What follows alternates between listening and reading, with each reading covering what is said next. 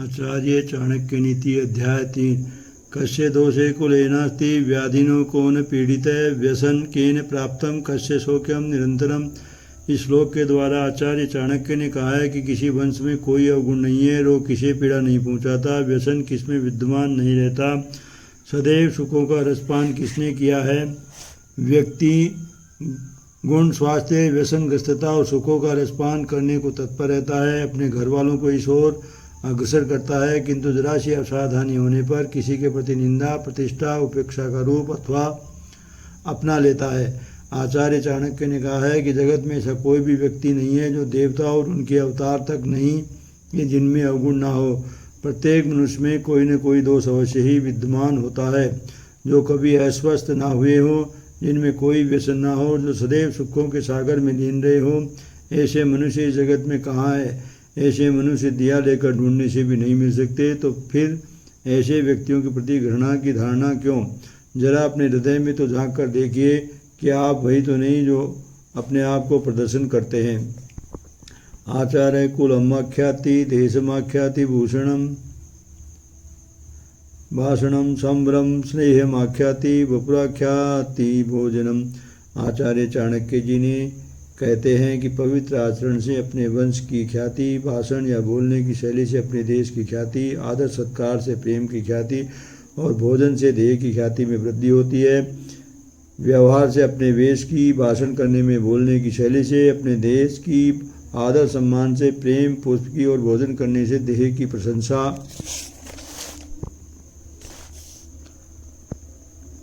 से वृद्धि होती है। अतः इन सभी बातों को स्मरण रखना चाहिए एवं ये बातें मनन करने योग्य हैं। सुकुले योजयेत कन्याम पुत्रम विद्यासु योजयेत व्यसने योजयेत शत्रुम मित्रम धर्मनि योजयेत। उपयुक्त श्लोक द्वारा आचार्य चाणक्य ने कहा है कि पुत्री को अच्छे वंश, पुत्र को विद्या का अध्ययन एवं दुश्मन को व्यसन एवं परम मित्र को धर्म में प्रवृत्त होना चाहिए। यहाँ पर लोक आचरण के संबंध में निर्देशित किया गया है कि मनुष्य को अपनी पुत्री का विवाह संस्कार उत्तम वंश में करना चाहिए, पुत्र को विद्या में संगति देनी चाहिए और मित्र को धर्म की ओर रुख करना चाहिए। इसी में मनुष्य का कल्याण संभव है। जो मनुष्य इन सभी बातों को ज्ञान से स्मरण करता है वह अपने समस्त कार्यों में स्वयं शर्मिंदा कदापि नहीं होता है।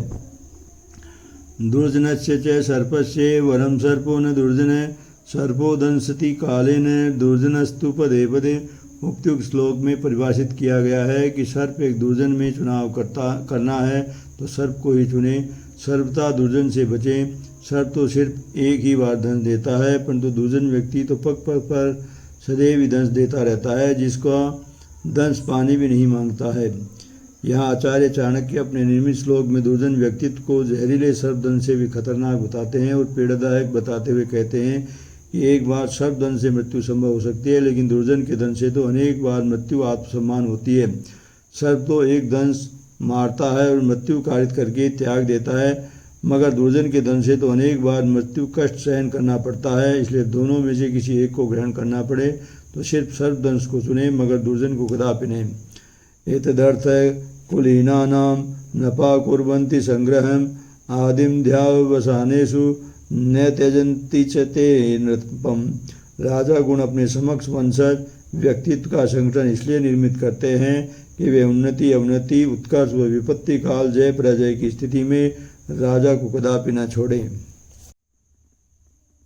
आचार्य चाणक्य ने कहा है कि राजा लोग और राजपुरुष श्रेष्ठतम एवं विशिष्ट राजकीय संबंधित सेवाओं में भर्ती को प्राथमिकता का आधार मानते हैं, क्योंकि सर्वोच्च संस्कारों तथा परंपरागत शिक्षा या विद्या अध्ययन के कारण राजा की संगति कभी नहीं त्यागते। वे उसकी उन्नति और अवनति के समय चक्र में भी उसका साथ निभाते हैं। वे हर परिस्थिति में एक समान सेवा भाव से अपने स्वामी के भक्त बनकर सदैव संगति नहीं छोड़ते और न ही धोखेबाज और चापलूस होते हैं। जहाँ अन्य व्यक्ति राजा के समक्ष उन्नति के लिए आगे पीछे विचरण कर समय आने पर परछाई के रूप में भी दिखाई नहीं देते, वहाँ उच्च वंशज वालों का आचरण एक जैसा होता है। अतः राजा या नेतागणों को चाहिए कि ऐसे पुरुषों की नियुक्ति में सदैव नीच या ऊंचे लोगों को प्रविष्ट न करें। प्रलय भिन्न मर्यादा भवन्ति किल सागरा सागरा मेदमिच्छन्ति प्रलय जी अपि न साधव। प्रलय के वक्त समुद्र अपनी मर्यादा को छोड़ देता है और किनारे को त्याग देता है, लेकिन सच्चे सज्जन भक्त मनुष्य प्रलय की भांति अचानक विपत्ति आने पर भी अपने मान मर्यादा को नहीं त्यागते। आचार्य चाणक्य जी ने सागर की तुलना में धीर गंभीर व्यक्तित्व वाले मनुष्य को ही श्रेष्ठतम बताया है। कहते हैं कि सागर को सदैव जगत गंभीरता का प्रतीक मानते हैं, लेकिन वह भी प्रलय आने पर, ज्वर भाटा आने पर अपनी मर्यादा को भूल जाता है और किनारों को तोड़कर जल थल को एकाकार कर देता है। परंतु साधु या श्रेष्ठतम व्यक्ति संकटों का पहाड़ टूटने पर भी सभी चोटें अपने कलेजे पर लेकर अपनी मर्यादा का संग नहीं छोड़ते, बदले में अपनी जान की बाजी भी लगा देते हैं। अतः साधु पुरुष सागर से भी महान व्यक्तित्व संजोय होता है। मूर्खस्तु परिहर्तव्य प्रत्यक्षो द्विपद पशु विनती वाग शल्येन दृष्टे कंटको यथा। उपयुक्त श्लोक का मूल अर्थ यह है कि बुद्धिमान मनुष्य को अज्ञानवश कभी भी मूर्ख की संगति का अनुसरण नहीं करना चाहिए, क्योंकि मूर्ख मनुष्य शूल की तरह हृदय में पीड़ा पहुंचाने के समान होता है।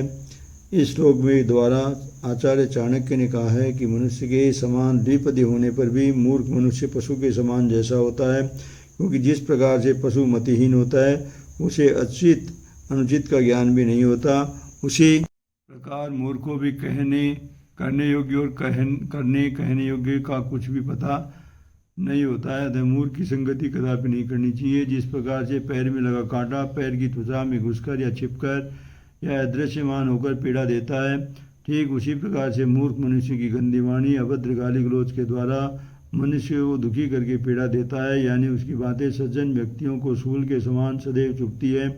अतः मूर्ख व्यक्ति का त्याग करना ही बेहतर है। रूप यौवन संपन्नो विशाल कुल संभवा विद्याहीना न शोभन्ते निर्गंता इव किंसुगा। यह आचार्य चाणक्य द्वारा विद्या के गुणों की महत्ता का वर्णन करते हुए कहा है कि जिस प्रकार से सुंदर फूल भी किसी के आकर्षण का पात्र नहीं होता, उसी प्रकार से विद्या से पृथक अच्छे वन जाति वाले सुंदर एवं यौवन युक्त संपन्न व्यक्ति भी सभी के लिए आकर्षण युक्त नहीं होते हैं। इस श्लोक के द्वारा आचार्य चाणक्य ने अपना मत प्रकट किया है कि जिस प्रकार केशों के गंधयुक्त खून के रंग जैसे फूल सुंदर शोभायमान होते हुए भी मान सम्मान नहीं प्राप्त कर पाते, उसी प्रकार रूप यौवन संपन्न युक्त अच्छे वंश तथा जाति में पैदा होने वाला व्यक्ति भी विद्या से पृथक होने पर भी समाज में शोभा का पात्र नहीं बन पाता। कोकिलानां स्वरारूपम स्त्रीणां रूपम पतिव्रतम विद्यारूपम कुरूपाणाम समारूपम तपस्विनाम। इस श्लोक के द्वारा आचार्य चाणक्य कहते हैं कि जिस प्रकार कोकिला की वाणी ही उसका मोहित रूप होती है, कुरूपों का मोहित रूप विद्या होती है, तपस्वियों का मोहित रूप उनका माप करने संबंधी मोहित गुण है, उसी प्रकार से स्त्री का मोहित रूप उसका पतिव्रता धर्म है। कोयल काली सी एक कुरूप चिड़िया का नाम है, उसकी कर्ण प्रिय वाणी जगत में आत्मसम्मान और स्नेह प्रदान करने वाली है। कुरूप व्यक्ति अपनी विद्या के कारण ही जगत में सम्मान पाते हैं। तप करने वालों के तप की प्रशंसा उनके समा या मापी संबंधित गुणों से होती है। इस प्रकार से स्त्री की प्रशंसा भी उसके रूपवान होने से नहीं बल्कि पतिव्रता के गुण से होती है। त्यजेकम कुलस्यार्थे ग्रामस्यार्थे कुलम त्यजेत ग्रामम जनपदाशार्थे आत्मार्थे पृथ्वीम त्यजेत। ये चाणक्य के अनुसार वंश के लिए व्यक्ति का, देहात के लिए वंश का और शहर के लिए देहात का और आत्म के उत्थान हेतु धरा को छोड़ देना चाहिए। यह कल्याण हेतु भाव के विस्तार के अनुरूप सूक्ष्म विस्तार को बड़े विस्तार के लिए छोड़ देने का दिशा निर्देश दिया गया है। यदि वंश की भलाई के लिए एक मनुष्य को छोड़ देना पड़े, गांव के भले के लिए वंश को छोड़ देना पड़े, शहर के लिए गांव को छोड़ना पड़े तो छोड़ देना चाहिए। यही नहीं, अपनी आत्मा को कल्याणकारी निर्मित कर उसे विकसित करने हेतु यदि समस्त धरा संपूर्ण भोग रिश्ते मोह माया इच्छा अभिलाषा मनोरथ आदि को छोड़ना पड़े तो छोड़ देना चाहिए, क्योंकि त्याग से बड़ा महत्व और कोई नहीं है। उद्योगे नास्ति दारिद्र्यम जप्तो नास्ति पातकम मुने च कलहो नास्ति जगह हरिते भवम। आचार्य चाणक्य जी ने कहा है कि परिश्रम उद्योग से निर्धनता नहीं रहती, भगवान के नाम का जप करने से पाप नहीं लगता, चुप रहने से कलह नहीं होता और जागृत होने पर डर नहीं रहता है। उपयुक्त श्लोक द्वारा आचार्य चाणक्य ने बताया है कि मेहनत करने वाला मनुष्य क्या निर्धनता वास नहीं करती, यानी वह सदैव ही सुख संपन्न बना रहता है। ईश्वर या परमात्मा के नाम को लेने से पाप नष्ट हो जाते हैं। सदैव खामोश रहने से लड़ाइयाँ नहीं जन्म लेती और जागने पर भय जन्म नहीं लेता। व्यक्ति को इन सभी बातों का ध्यान रखना चाहिए। अतिरूपेण वैशिता अतिगर्वेण रावण अतिदानात् बलिवृद्धो अति सर्वत्र वर्जेत। इस श्लोक में आचार्य चाणक्य के द्वारा कहा गया है कि सर्वाधिक सुंदरी होने के कारण सीता जी का अपहरण हो गया, अति घमंड के कारण से रावण का सर्वनाश हो गया, अति दानशीलता के कारण से महाबली को शर्मसार होना पड़ा। इसलिए किसी भी कार्य की अति नहीं करना चाहिए। अत्यधिक सौंदर्ययुक्त होने के कारण सीता जी का अपहरण हुआ। बलि नामक दैत्यों के शक्तिशाली राजा थे, वे बड़े दानवीर थे, उनके दान की भी अति हो गई। वे सभी कुछ दान करने में भी हिचक महसूस नहीं करते थे। सुना है कि वे इतने शक्ति संपन्न थे कि उनका अति फैला हुआ था। वामन नामक एक बोना ब्राह्मण यज्ञ के वक्त दान लेने पहुंचा और उसने दान में 3 कदम भूभाग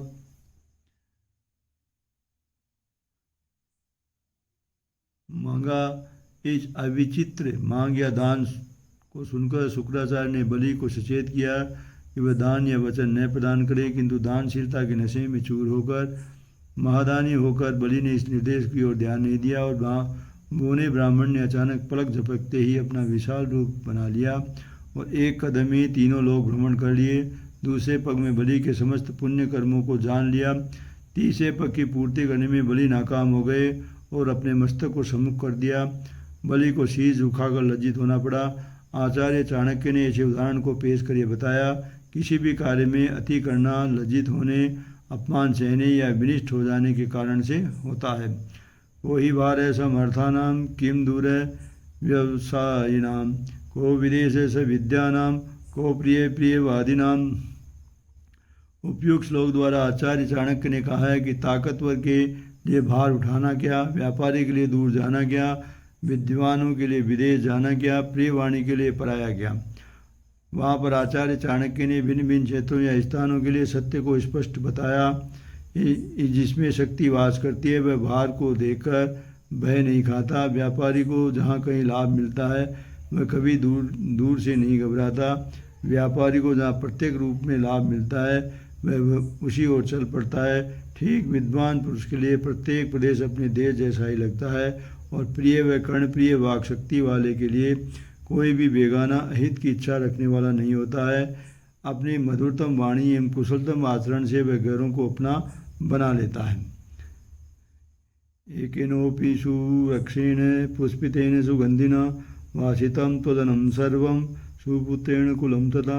इस श्लोक में आचार्य चाणक्य द्वारा कहा गया है कि एक ही सुंदर खुशबू से परिपूर्ण फूलों वाला पेड़ समस्त वनों को खुशबूदायक निर्मित कर देता है।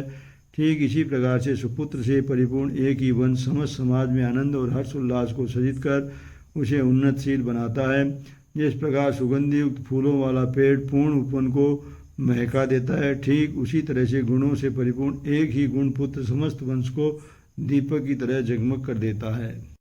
एकेन शुष्क प्रक्षेण दह्यमानेन वहिना दह्यते त्वदनम सर्व कुपुत्रेण कुलम तथा। सूखा ठूंठ वक्ष अग्नि को आमंत्रित कर देता है तो वह स्वयं जलेगा ही। कुपुत्र से कुल का नाश होता है, अतः कुपुत्र को हमेशा ही अपने से दूर रखें। उपयुक्त श्लोक द्वारा आचार्य चाणक्य कहते हैं, एक ही खिजायुक्त वृक्ष अग्नि को बुलावा देकर वनों में डालियों के घर्षण मात्र से अग्नि की चिंगारी उठती है। उजड़ा वृक्ष स्वयं जलने लगता है और दावानल की भयंकरता वन को जलाकर भस्म करती है, समस्त वन को जला देता है। ठीक इसी प्रकार से कुपुत्र से परिपूर्ण एक ही वन समस्त समाज ग्राम को नष्ट कर देता है। एकेनापि सुपुत्रेण विद्यायुक्तेन साधुनाम ऐलादितम कुलम सर्व यथा चंद्रेण सर्वरी। इस श्लोक के द्वारा आचार्य चाणक्य जी कहते हैं कि एक ही सुपुत्र जो विद्या से परिपूर्ण और सज्जन हो समस्त वंश को प्रकाशित करता है, जैसे कि एक ही चंद सारे जगत को प्रकाशमान कर देता है। अंधेरी रात के समस्त कष्टों का निवारण करके एक ही चंद्रमा अपनी किरणों से धरा को सुखप्रद बनाता है। इसी प्रकार ठीक सज्जन विद्वान और सद्गुणों से परिपूर्ण एक ही पुत्र वंश की अज्ञानता और कष्टों को मिलाकर सभी को सुख सागर बनाते हुए समस्त संसार को प्रकाशित कर देता है। किम जातेर्बहुवी पुत्रे शोक संताप कारके वर्मिकम कुलालंबी यत्र विश्राम्यते कुलम। अत्यधिक अवगुणी पुत्रों की अपेक्षा एक ही गुणवान पुत्र वंश के लिए हितकर होता है। आचार्य चाणक्य ने कहा है कि अनेक पुत्रों को जन्म देने से क्या फायदा यदि वे शोक और संताप के कारण आधार बन जाए। कुल को समस्त सुख प्रदान करने वाला एक ही सुपुत्र समस्त वंश को शुभ फल की छाया में शयन करता है। तालयेत वंश वर्षाणि 10 वर्षाणि ताड़येत प्राप्तेतु षोडशे वर्षे पुत्र मित्र वदाचरेत। इस श्लोक के द्वारा आचार्य चाणक्य का मत है कि औलाद को 5 वर्ष की उम्र तक दुलार लाड प्यार करना चाहिए। इसके पश्चात 10 वर्ष तक 6 से लेकर 15 वर्षों तक लाड प्यार के साथ दंडित भी करना चाहिए, परंतु 16वें वर्ष में उसके पश्चात भी उससे मित्रवत आचरण करना चाहिए। इस श्लोक का वर्णन आचार्य चाणक्य का नहीं है, वरन मनुस्मृति की नीति है। इसमें माता पिताश्री के कर्तव्य को दिशा निर्देश किया गया है। 5 वर्षों तक बालक मासूम होते हैं, परंतु उन्हें प्यार दुलार से समझाना हितकर है। इस तरह उनके मन में प्रेम और अपनेपन का विश्वास पनपता है। इसके पश्चात 15 वर्षों तक उनका चरित्र निखरता है। इस समय अंकुश और दृढ़ होना आवश्यक होता है, किंतु जब वह 16वें वर्ष में आ जाए तभी से अपने बालक के संग मित्रवत आचरण ही करना हितकर होता है, क्योंकि वे नासमझ नहीं रह जाते। कठोरता का आचरण उनको विद्रोही अठी बना देता है। उपसर्गेन चक्रे च दुर्भिक्षे च भयावहे असाधु जन संपर्के ये पलायति स जीवति। आचार्य चाणक्य ने कहा है कि उपद्रव या दंगा दूसरों के द्वारा उचित षड्यंत्र, अकाल भयानक स्थिति बन जाने पर दुजनों के संपर्क से दूर भाग जाने वाले मनुष्य ही जीवित रहते हैं। उपसर्ग का शाब्दिक अर्थ कुष्ठ या छूत वाले घातक रोग या त्वचा रोगों से है। आचार्य चाणक्य ने कहा है कि प्राकृतिक अतिवृष्टि, महामारी या बैरियों का आक्रमण, अकाल, दुष्ट लोगों का संगठित होना, ये समस्त ऐसी अवस्थाएं हैं। उनमें हिम्मत पैदा करके अपने स्थान पर वास करते रहना मूर्खता करने के अलावा कुछ भी तो नहीं है। ऐसे मूर्खतापूर्ण कृत्य करने वाला व्यक्ति मारा ही जाता है। बाढ़ या सूखा, अतिवृष्टि इस बात को नहीं पहचानती कि आप में साहस कितनी मात्रा में विद्यमान है, वह तो तीव्र गति से बहाकर ले ही जाएगी। शत्रु के आक्रमण के वक्त, अकाल के वक्त तथा दुष्टतम व्यक्तियों के संगठित होने के वक्त उस जगत से अपने आप को स्वतः ही पृथक कर लेना बुद्धिमानी है। जो दुष्ट व्यक्ति अत्यधिक संख्या में संगठित होकर आपको कष्टप्रद करने के लिए खड़े हो गए, उनसे बचाव की मुद्रा बना लेनी चाहिए। धर्मार्थ काम मोक्षाणाम यस्य कोपि न विद्यते जन्म जन्मनि मृत्येषु मरणम तस्य केवलम। आचार्य चाणक्य के अनुसार जो व्यक्ति धर्म, अर्थ, काम व मोक्ष इसमें से किसी एक के लिए भी प्रयास नहीं करता, वह जन्म जन्म तक ही केवल जग में मरने हेतु आता है। पैदा होना, खाना पीना और मर जाना ये तो किसी पशु प्रवृत्ति है। जो ज्ञान, बुद्धि, विवेक और अभिलाषाएं रखता है, जो मनुष्य इनका उपयोग कर उपयुक्त चारों कार्यों में से किसी एक का भी पालन कर लेता है, वह सही अर्थ में मनुष्य है। जो चारों के लिए प्रयासरत है वह महामानव है, और जो किसी एक के लिए भी प्रयत्नशील नहीं है वह तो व्यर्थ ही जन्म लेता है। मूर्खा यत्र न पूज्यन्ते धान्यम यत्र सुसंचितम दंपत्य कलहानास्ति तत्र ही स्वयमागता। इस श्लोक के द्वारा आचार्य चाणक्य जी कहते हैं कि जिस राज्य में मूर्खों का मान सम्मान नहीं होता, यानी मूर्ख व्यक्ति को प्रधानता जैसा विशेष ध्यान नहीं दिया जाता, अन्न संचित और सुरक्षित रहता है, जहाँ पति परमेश्वर और पत्नी में कभी कलह नहीं होता, वह लक्ष्मी बिना आमंत्रण के निवास करती है, उन्हें किसी प्रकार की भी कमी नहीं होती है। कहने का अर्थ है कि यदि अपने देश की समृद्धि और प्रजा की संतुष्टि अभीष्टतम है तो मूर्खों के स्थान पर गुणशील मनुष्य को विराजमान करके आदर मान सम्मान करना चाहिए। दैविक आपदा काल के समय या विपत्ति काल में अन्न या भंडार अवश्य ही करना चाहिए तथा गृह गृहस्थी में झगड़े, लड़ाई, निवास कदापि नहीं होना चाहिए। जहाँ विद्वानों का मान सम्मान और मूर्खों का तिरस्कार संभव होगा तो वह स्वयं अन्न की वृद्धि होगी तथा पति, परमेश्वर और पत्नी में सद्भावना बनी रहेगी और तथा गृहस्थी के ग्रहों या देश में संपत्ति उत्तरोत्तर वृद्धि हो जाएगी। इसमें कोई शंका नहीं।